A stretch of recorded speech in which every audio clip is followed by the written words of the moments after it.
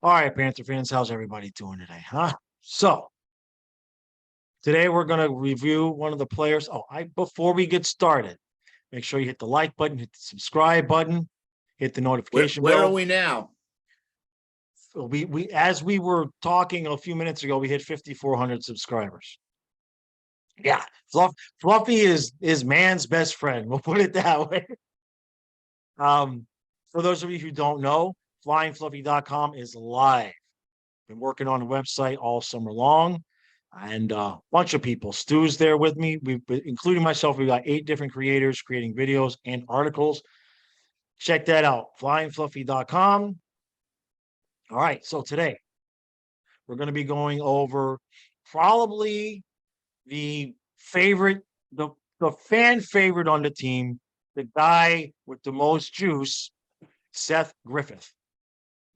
No? Oh, geez, did I get it? Oh no, Ryan Lomberg. That's right. Yeah, I don't know what's it's early in the morning. You know, my brain The is Lamborghini.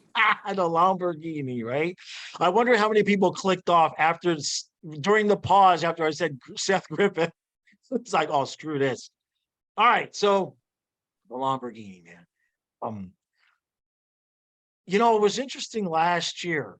He actually, am I remembering? I think he had a game on the top line and a game on the second line, right? Because he had that streak. In fact, let me bring up the stats. He had a streak where he just like started scoring. Yep. Come on. There we go. Okay. My Zoom says it's early in the morning too. Ah, geez. Yeah, I got the wrong thing. Hold on a second. All right, there we go. Yeah. So last year, 55 games, 9 goals, 9 assists. And I don't have the game logs up, but yeah, here we go. Let's see. So boy, my eyes are bad today. There we go. There it is. Right. So he had this area of time here where he scored, a goal here, an assist, and then a goal and then Keep 2 goals. scrolling. Keep Yeah. scrolling. Up or down? Which way? Before or after? Keep going. Yeah, so it was at the end of the season. Yeah. They've got the end at the front, is what it is. Yeah. So he Yeah, had there we this go. streak. 3 games in a row. Yeah. He had that streak, and during that time, I know we were on the top line for a game, and I think he got moved down to the second line a little bit there. And the kid's got some skills. He's got a little bit more skill. Yeah, you could see the time on ice over here, right? It suddenly went up to 14 minutes, 13, and then it went back down a little bit to only 6, 8, et cetera, et cetera. So Yep. the tenacity, and all right, I'm going to stop sharing because he doesn't have a whole lot of stats here.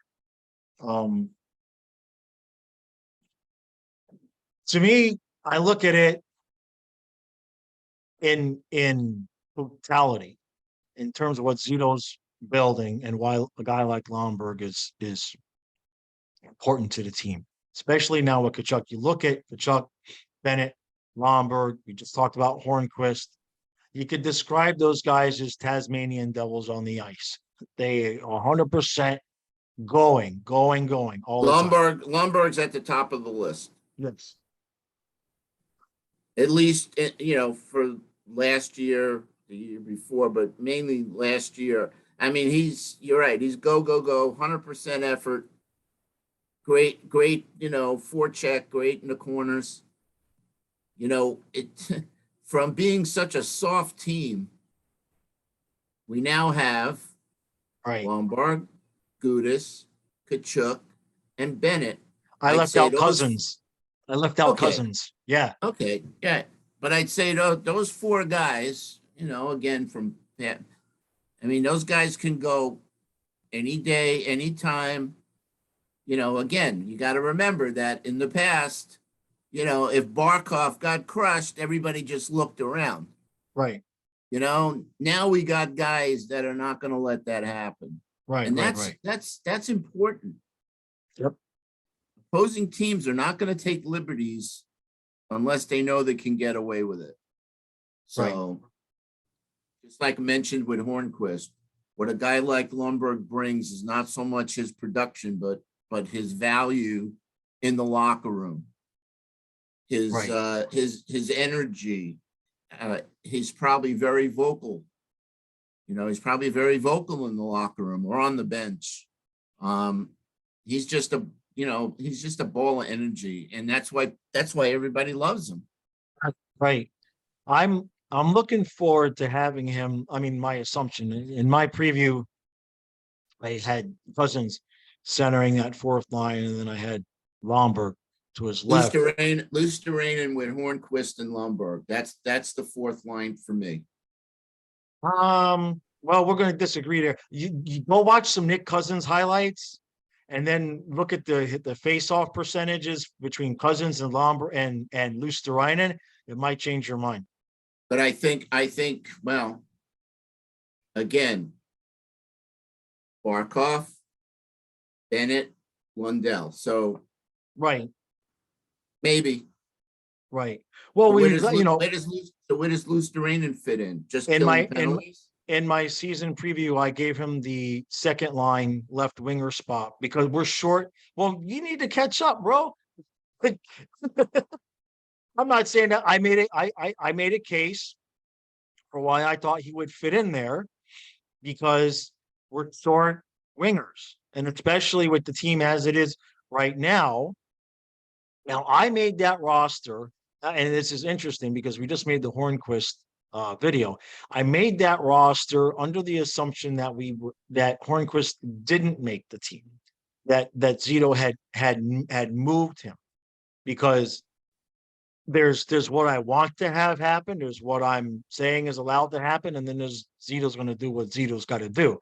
Right. And so I made the lineup based on, okay, we already know if Hornquist makes the team, we know kind of how things would work out. But if he doesn't, then what do we do? So that was the lineup that I made. So that's why I had Lusterrainen on that second wing, because Cousins is it's not close. Cousins is a far better option at 4C than Lusterrainen. And I'm not knocking Lusterrainen, but it was like a 6 or 7% difference in the faceoff circle, which that's huge.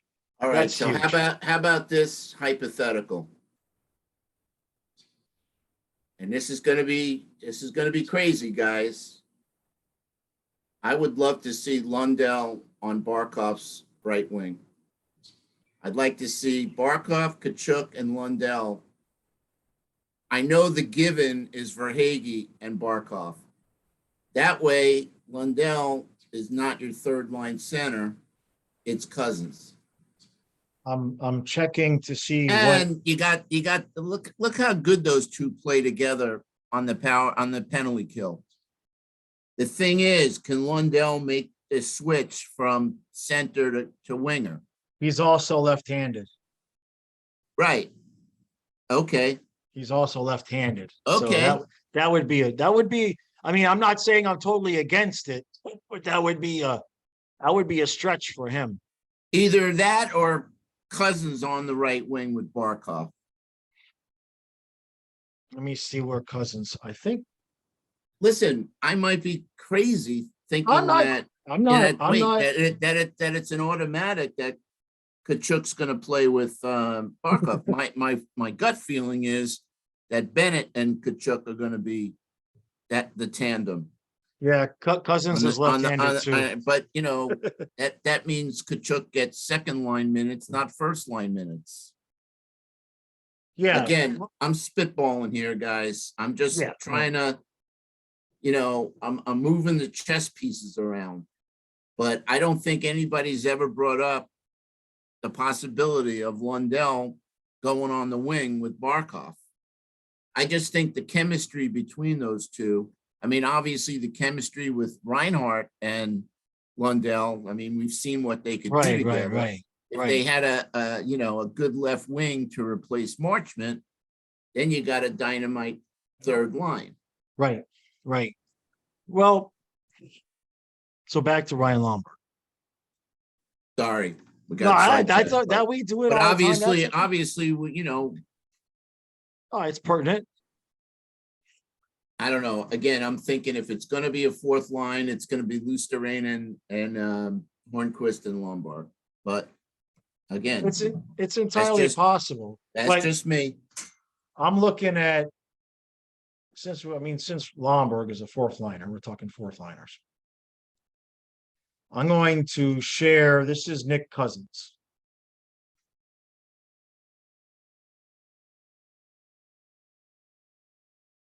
Okay, this is Nick Cousins. 40, just about 47% in the circle. Okay. 52% the previous year. 58 the previous year. So. Right. Yeah. So then if you drop and come to Luosterainen, I should have had my glasses today. They're giving me a problem today. I was just about to say the same thing. Jeez. I'm blind today. Luosterainen, 40%. Barely. Yep. Now he was almost 48 the year before with half the games. But then when he basically played all year, 7% in the faceoff circle, that's a big difference, man. You know what I mean? Especially when you're eight. It's almost 8, buddy. It's almost 8, right? So that's why I was making the case for Cousins to be at 4C and not Luosterainen, and to find someplace on a wing, since we're short wingers with Duclair out. That's why I made the case to find and I keep forgetting about Colin White and Balchers and Balsers too, right? Right. You know, again, I just don't really know about those players, and I can't form an opinion until I see them play. Right. The important thing is that Lomberg stays on the team. Again, another guy where it's imperative that he's not some kind of casualty, and he's not making a lot of money, so it wouldn't make any sense. He would be almost like, you know, I hate to say it, but he would be like the throw-in player. Like if you want us to take that guy's bad cap, you got to give us somebody and be like, all right, we'll give you right. That's why I said in the previous video, I'm kind of worried about somebody that we would hate to see get traded just to make the cap. On that note, one interesting thing I've seen is that apparently, and this is I forget where I saw, I'm not sure if it was Colby, you know, who writes with George. But I did see it that Heponiemi and Giannisenko, as of now, are not on the training camp roster. And so that might mean, you know, that might mean they're on their way out. Yeah, they might be the throw-in players. Stu, handle things for the 30 seconds. I got to let Fluffy out the door. Yeah, no problem. So that's you know, that's the big dilemma right now is, you know, we're not so far over the cap, but do you trade a guy making $750 or even $1 million? You know, we want to keep, I mean, obviously, you know, we have emotion versus reality. You know, like we all want to keep Hornquist. Okay, but the reality is he's still making, you know, big bucks. But he's got 1 year left, so I don't know why we would trade him. But Lomberg, you know, I don't know where Lomberg's contract's at now. I don't think he's making big money. I think it's 800,000.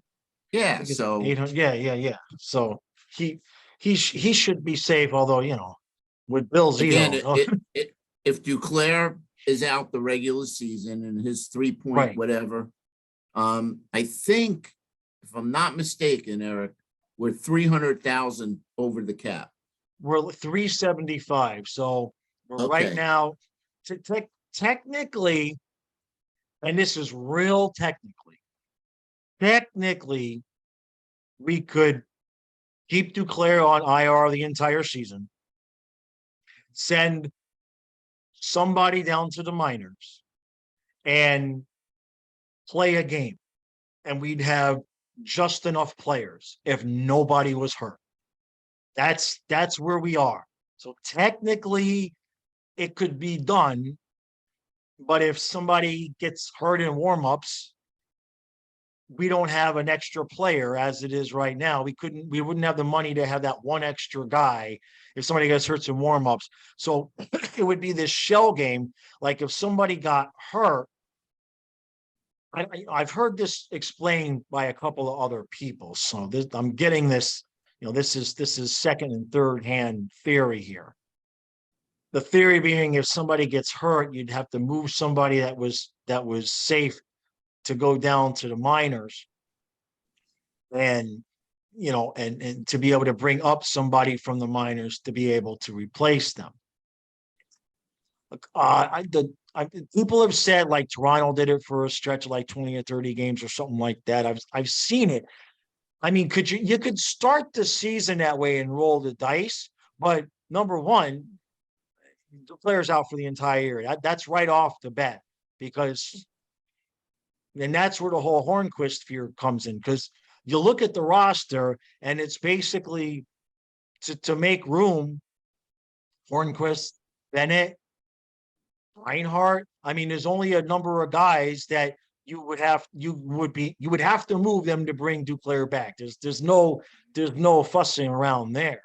I think we're going to have to wait and see close to the trade deadline if Duclair's ready to come back. What happens then? Yeah. But let's assume right now that we're going into the season with the players that we have. But if we're only 375, that means anybody could go. Even the guys with 850 or 750, contracts. Luosterainen, Lomberg, who knows? Since we're here, and now and now they even have what? They even have Eric Stahl as a PTO. I mean, what if he shines in training camp and Zito wants to sign him? What do you do then? I mean, did you just bring Eric Stahl on board to just let him have a tryout and say that? I mean, eyes really bad today. Hold on a second. Can I see it with my glasses on? They are really that just makes it worse. Holy shit. My eyes are bad today. All right. So we are $337,000 over the cap, even when we put Duclair on IR. So you look at that, and all right, I mean, Barkov's not going anywhere. Listen, here's the guy that they might dump. I hate to say it, but Luosterainen at 1.5. Right. He might be the guy. I thought he was making less. I thought he was making less than that. No, he was an RFA, and we just signed him to that 2-year deal. Now, which in hindsight, I'm sure that might be the guy. That's a really, really good point, Stu. I hadn't thought about that at all. Now, that doesn't clear us the room for Duclair to come back, but it clears us the room. We could buy 2 $750,000 players, like Balsers is 750, right? So a really good point, and we'd get something in return for him. I bet you Stu just called it. Because we signed him early on. Obviously, he was our first signing. He was the first thing we took care of, and then the rest of this happened. That doesn't buy us Duclair, but that would fix the roster problem, by the numbers anyway. You know what I mean? And if you wanted to give Luosterainen and a Heponiemi, right? I mean, you could get. Well, my thinking. Here's my thinking. So at 1.5 mil, that leaves you with, let's just say 1.2. 1.2. A little under 1.2. Right. Where is let's see if they have on this cap friendly thing Denisenko and Heponiemi. Let's see what those guys are making. I don't think they're gonna have them here because they're I'd have to research that on a separate Okay. tab. I don't think those guys are making over $1 million. No, they'd be making, 7, So, 800,000 basically. Yeah, so hypothetically, you get rid of Lusterranen and you bring up Denisenko or Heponiemi. But to you know what? replace- The numbers don't help as much as you think. And just hear me out. We're it gives us 1.2, right? So now we replace Lusterranen with a $750,000 player, and that still doesn't leave us enough room to bring up another player. So it's just exchanging Lusterranen to bring up somebody else, and there's Right. still not enough cap space to bring. So it doesn't solve it. Well, that keeps Hornquist on the team. Yes. So you're That's what it swapping, would. you're swapping 1.2 for 750 or 800. Then you're under the cap by 300, 400,000. Right. I mean, that would get us under the cap. Yes. That's what I'm saying. It's basically it's a swap. Right. But you It's see a this. swap for a player making more money to bring up another body. Because let's face it, Lusterranen, his main job is penalty killing. Right. And So we have guys. We have Barkov and Lundell. We have Reinhardt, Bennett. We have guys that could kill penalties. So where's Lusterranen's value to the team? well, Other than the penalty kill? I mean, let's face it, he's a fourth line center, and So- you've just touched upon right. his face-off Right. percentage. So I'm Right. just, again, it's all hypotheticals, but just based on what I'm looking at with the numbers, that would work. And then you get to keep Hornquist. Listen, Yeah, you still can't bring back Duclair, but yeah, that would right. I mean, would, that we kind of know that Duclair's got to be out for the regular season to make the numbers work. right. Yeah. The only way So- to keep to not make the big trade is to put Duclair out for the entire season. That's correct. So Right. And All again, right. this is all predicated on us, keeping on us wanting to, and Zito wanting to keep Hornquist on the team. right. Yeah, that's a So- good point. So I can't think of anybody else. No, that's the title of the video got changed, by the way. For those of you who are wondering, the title of the video it's going to be Ryan Lomberg and salary cap issues. Yeah, I mean, Yeah, but hey, that's fine. listen, That's fine. That's what we do, man. we might have taken a side road here, but it's important to talk about it Yeah, because that's our major problem right now. right now, But- right. But if, again, hypothetically, if we trade Lusterranen and his 1.5, because I actually thought he wasn't making that much. Right. If we trade him, that solves and bring up. I mean, what are you doing with Denisenko and Heponiemi? Are you just like keeping them in the minors their whole career? Come on, one Right, of those right. guys has to come up and do something. Well, Denisenko's been hurt. I think he's only like something like 47 games combined the last 2 seasons. Listen, if out of the two of them, I think Heponiemi is a guy that could bring some value to us. Yeah, He's a guy Yeah. that could even kill penalties. right. Yeah, he's a little firebrand, that's for sure. So, all right, got anything else? No, but No, yeah. the fact that we've been going round and round and round trying to think about how this cap thing's going to work. Well, we better figure it out soon Bill, because if you you're know watching, Zito's watching, watching- waiting for us to figure this shit out. well, I've just given you, There I you think, go. a good scenario, and if it happens, then they'll call me Strudamus. Yeah, Stradamus. We'd have to figure that one out. Nothing's ever gonna top you calling Oh, that man. trade. Okay, When I woke up that morning, that you was called well, that. I mean, I flipped out. You had it on the nail. I know. So That was well. anyway, every dog- listen. that's why we say comments, guys. What do Yeah. you think? Yeah. Okay. You know, when I look at the And comments, sometimes I I know, ask for comments regarding something that I proposed or whatever, and I see maybe one person or whatever. So I'd like to hear from you guys, gals, yeah, whatever. specifically, I think it's SoFlo Sports. I believe, if I'm wrong, I apologize, but I believe he is the one that has been saying, that we could run the field, run it the way it is now without having to really move anybody. So whoever that is, if it's you, if it's not, I apologize. But whoever that was, if you're watching, explain it to us like we're 5-year-olds. What are we missing? I mean, because like you could work it if the guy is waiver exempt, then you can send him down. But if a guy has to clear waivers and you're going to send him down and play the shell game, you could lose players. So, but I'm not the most knowledgeable to the point, person with all of that, with the rules and everything. So if somebody knows more than us there, please explain it in the comments. Absolutely. So, all right, I'm going back to bed. Oh, another comment I'd like you guys to post, if you would. Who would you like to see us review next?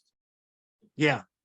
You know, we we kind of diverted because the original plan was to do the goalies, then to do the defense, and then do the lines, first, second, third. But Yeah. we obviously just went the other way and decided to do, two of our favorite players. Yeah. So who would you like to see? We're gonna try and do like two at a time, whatever. But Right. who would you like to see us review next? Yep. Okay. All right, guys. Appreciate all the support. Make sure you hit the like button, subscribe, flyingfluffy.com. Already I've got a couple articles out. Kyle's got an article out. Nick put out his Pacific Division preview on Flying Fluffy a couple of days ago. He's creating content for the channel. Puck Monkey's creating content for the channel. Stu you is going to have his own show. You haven't asked me what I'm gonna do. Stu, explain your show. There you go. We should have made a whole nother video about this. I've been watching hockey. My first hockey game was a Ranger game in 1965. So I have a lot of stories. I have a lot of stories relating to my days as a stick boy for the Islanders. And I have a lot of stories outside of the Panthers, going to Stanley Cup finals, hanging with Snoop Dogg. And I got pictures to prove it, guys. Yeah. And then I obviously have my history with the Panthers. So I was thinking, we're all Panther fans here, that maybe I would start off with basically from the inception of the team, because I was at the press conference when Bettman gave Huizenga the keys to the franchise. So we'll see. Yeah. If you'd like to comment, make a comment on that. What would you guys like to see me talk about? I mean, now we had said we were going to call it Stew Street. Stew Street. But I don't know. But we could also call it Story Time with Stu. And in that way, when I get the Stu puppet, I can it's Story Time with Stu, and then I have a new voice for you. It's a damn shame I had already had the Bobrovsky puppet with the friggin' cigar before I met you, because that would have been the perfect Stu puppet. All right. So now, listen, I've been searching all summer, eBay, Etsy. I'm making myself blind, and to get a custom made puppet's like $300. So I'm hoping you could always listen. You could always detach the cigar from the Bobrovsky puppet and switch it over. No, I can't do that. He doesn't deserve a cigar. I can't do that to poor Bubba. All right, guys. Anyway, there's going to be a lot of good stuff coming up, guys. So absolutely. Subscribe. Eric's worked really hard.